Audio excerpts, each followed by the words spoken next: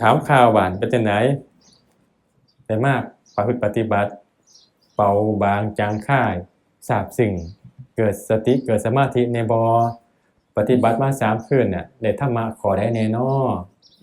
อันซ่อนอยู่เด้อยินดีส่งเสริมยินดีที่จะมาแต่เว้นพร้อมอยู่เดี๋ยวนี้ มาเบิ่งนะสมาธินำได้ไปหลายแล้วได้นั่งไปหลายเติบสงบไปหลายเติบนะมีแต่แผ่เมตตาให้เพิ่นพักผ่อนเต็มที่เด้อมาฟังเทศน์ให้เพิ่นอิ่มเพิ่นเต็มให้เพิ่นสดใสอยู่บ่ล่ะสดอยู่ขะหน่อยจักสดใสไปไส สดใสไปไสนะกลับมาเด้อเปิดโอกาสเทศน์ไปแล้วบัดให้คุยให้ถามสนทนาธรรมมีสิ่งใดในข้อธรรมในพุทธศาสนานี้ที่คิดว่าอยากรู้อยากแจ่มแจ้งจริงๆผู้ถามนี่บ่แม่นผู้บ่รู้เด้คนที่ถามคือคนฉลาด1กล้าเดินปัญญาเข้าหาครูบาอาจารย์2ถามเป็นนัยยะให้คนได้รู้3สิ่งใดที่ไม่เข้าใจจะเข้าใจ4สิ่งที่เข้าใจแล้วจะแจ่มแจ้งยิ่งขึ้นเพิ่มพลังไฟให้วัดมันหลายขึ้นทำความสงสัยให้หายไปจิตผ่องใสใจเบิกบานนี่แต่ได้ครับได้ท่านเป็นสมัยนักเรียนผู้ใดถามนั่นน่ะอายโมนั่นนะโอ้คือสิบ่ฮู้ได้ถามครูบ่แม่นในงานปฏิบัติธรรมในการสนทนาธรรมผู้ใดกล้าถามผู้นั้นน่ะคือยอดปัญญานั่นคือผู้กล้าที่จะเดินปัญญาเข้าหาครูบาอาจารย์น่าสรรเสริญยิ่งนะขอ1คำถามเฮ็ดเหียไว้ไสน้อให้โอกาสอนุโมทนา น้อยมีความสงสัยค่ะคือจังเป็นวันพระจังซี่นะคะในวัดเพิ่นบ่ได้สมทานศีล8แต่เฮาอย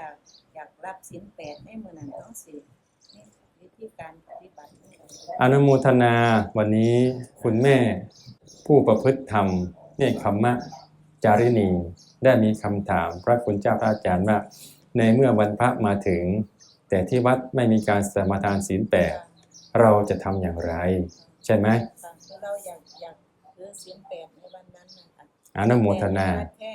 สมาทานศีล5อยากจะถือศีล8ด้วยศรัทธาออกจากบ้านแล้วไปที่วัดแต่ที่วัดมีการสมาทานให้แค่ศีล5ทีนี้วิธีก็คือคุณแม่เข้าไปตั้งเจตนากับพระคุณเจ้าพระประธานคือจิตเป็นใหญ่จิตเป็นหัวหน้าแล้วสมาทานด้วยตัวเองเจตนาเป็นศีลเจตนาเป็นกรรม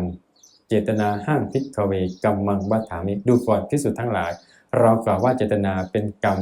หมายถึงกรรมดีกรรมชั่วแม่มีเจตนาที่จะมารักษาศีล8เป็นกรรมดีฝ่ายดี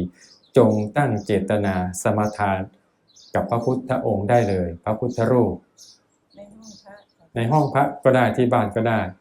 คือศีล8ถ้ามาที่วัดอย่างนี้เขาเรียกว่าอุโบสถถ้าเป็นวันพระนะวัน1คืน1แต่ถ้าวันนั้นเราสมาทานที่บ้านห้องพระก็เป็นศีล8กล่องเดียวกันแต่ชื่อต่างกันมีค่าเท่ากัน8เหมือนกันไม่มากไม่น้อยเลยแต่การมาที่วัดนี่จะส่งเสริมให้เราได้ละทางบ้านมีหมู่คณะมีครูบาอาจารย์ที่จะเป็นสังคมที่ยืนยาวมากกว่าแต่ถ้ามาไม่ได้แม่สมาทานที่วัดที่บ้านก็ได้อันหนึ่งอันเดียวกันเจตนาเป็นศีลเหมือนกันไม่ใช่เฉพาะนี่นะวัยรุ่นหนุ่มสาวก็ได้น้องสาวพระอาจารย์นี่ไปเรียนหนังสือเสาร์อาทิตย์ตรงกับวันพระส่วนมากจะตรงกับวันพระเขาก็สมาทานศีล8ที่ห้องพักก็ถามพระอาจารย์ว่ามีอะไรบ้างสมาทานที่นั่นแล้วก็ตกบ่ายก็ปนะน้ำส้มเขาจะรู้จักสวดมนต์ภาวนาวันนั้นไม่ไปเที่ยวกับเพื่อนไม่ไปถือศีล8วัน1คืน1เช้ามาก็ไปโรงเรียนตามปกติทำอยู่เป็นประจำสำเร็จการเรียนการงานการเงินปริญญา2ใบดังนั้นสมาทานด้วยตัวเองได้เลยเจตนางดเว้นวัน1คืน1ถ้าจะให้ดีพอเช้าอีกวันเนี่ยก็ไปสมาทานศีล5ก็เป็นการลาศีล8มาศีล5ปกติอยู่แล้วไม่ยากเลยพุทธบริษัททั้งหลายทุกๆคนทำได้จงมีศีลเป็นปกติไม่ต้องรอกับพระคุณเจ้าครั้งพุทธกาลสมาทานกันดีตลอดชีวิตเจ้าทั้งหลายสามารถสมาทานได้ด้วยตัวเองอนุโมทนาเข้าใจนะแม่นะเราอาจจะเคยชินรอรับจากพระคุณเจ้าพอพระคุณเจ้าไม่ให้เจ้าก็ใจไม่ดีแต่วันนี้เจ้ารู้แล้วว่าเจตนาเป็นศีลใช่ไหม